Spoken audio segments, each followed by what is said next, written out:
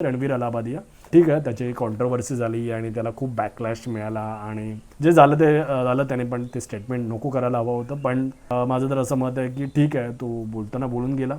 चुकीचं स्टेटमेंट होतं, completely wrong होतं. बट त्याला जी सजा मिळाली तर ती तर खूपच इनप्रपोर्शनेट होती यार. म्हणजे हे काहीतरीच झालं याला. त्याचा पासपोर्ट का होल्ड केला, त्याला त्याच्या डेथ काय मिळाला, त्याच्या आईला त्रास झाला, त्याचा सगळा बिझनेस ठप्प झाला. But that's a part and parcel of this industry. मला असं वाटतं लोक जेवढे प्रेम करतात तर तुम्ही चुकला तर तुम्हाला तेवढेच ते शिक्षा पण देणार. सो तसा काहीचा प्रकार आहे. But he is making comeback. पण रणवीर अलाहाबादियाकडून आपण हे शिकलं पाहिजे की how he is making money. Okay, so तो पहिल्यांदा हेल्थ रिलेटेड कॉन्टेंट बनवायचा, बिअर बायसिप्स म्हणून.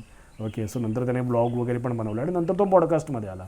आता हे जे पॉडकास्ट असतात, जे लोक पॉडकास्ट फॉलो करतात तर त्यांना माहिती आहे की काही काही पॉडकास्ट हे व्ह्यूसाठी बनवले जातात आणि काही काही पॉडकास्ट हे बेसिकली पेड असतात. Okay, people get paid for podcast. म्हणजे तुमच्या पॉडकास्टवरती फीचर होण्यासाठी एखादा डॉक्टर तुम्हाला पे करतो किंवा तुमचा दुसरा कोणीतरी तुम्हाला पे करतो and that's how he is earning money. But at the same time हे सगळं करताना त्याने त्याची एक सॉलिड प्रोसेस बनवली. ओके, म्हणजे त्याने एक कंपनी फॉर्म केली, मोक एंटरटेनमेंट, आणि त्याच्या थ्रू त्याच्याकडे आज मल्टिपल एडिटर्स आहेत, त्याच्याकडे एक प्रॉपर CEO आहे, त्याचाच मित्र आहे तो.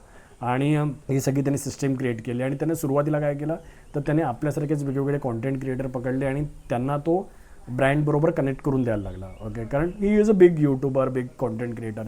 तर त्याच्यातून त्याने बऱ्याच लोकांना हातभार लावला आणि मग त्याच्यातून पण त्याने पैसे कमवले. ओके, सो त्याच्याशिवाय ते कुठचं तरी एक तो योगा रिलेटेड किंवा मेंटल हेल्थ रिलेटेड एक ॲप डेव्हलप करत होता. So he was trying to develop that business. At the same time त्याने स्किल शेअर लॉन्च केलं. स्किल शेअर थ्रू लोकांना यूट्यूबर कसं बनायचं, लोकांना एडिटर कसं बनायचं, या रिलेटेड त्याने कोर्सेस लॉन्च केले आणि मग ते कोर्सेस तो प्रमोट करायला लागला आणि मग लोकांनी ते कोर्सेस बाय केले because he is a famous YouTuber. He is earning money out of that. तर अशा प्रकारे त्याने वेगवेगळे बिझनेसेस सेटअप केले आणि त्याच्यातून त्याने पैसे कमवण्याचा प्रयत्न केला.